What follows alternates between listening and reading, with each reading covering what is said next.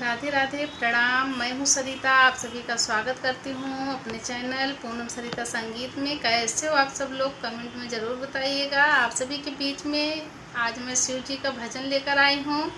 Video को फुल watch कीजिएगा, कैसा लगा कमेंट में ज़रूर बताइएगा। धन्यवाद। चलो भोले बाबा की नगरिया में, नगरिया में ओम नाम बांध लो गठरिया में।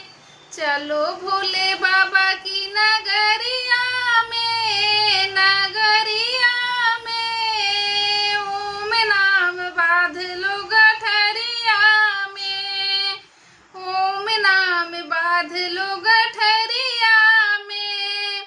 हरिद्वार जाके हम भोले को मनाएंगे, भोले को मनाएंगे जी, दिल से मनाएंगे।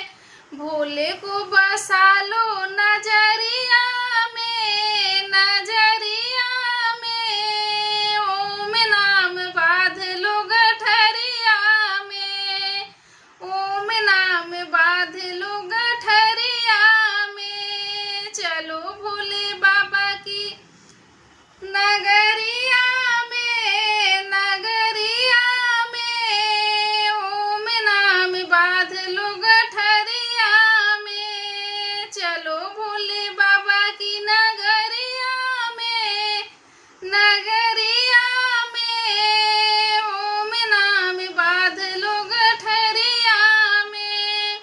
भोले की जटा से गंगा है बहती, गंगा है बहती जी, गंगा है बहती।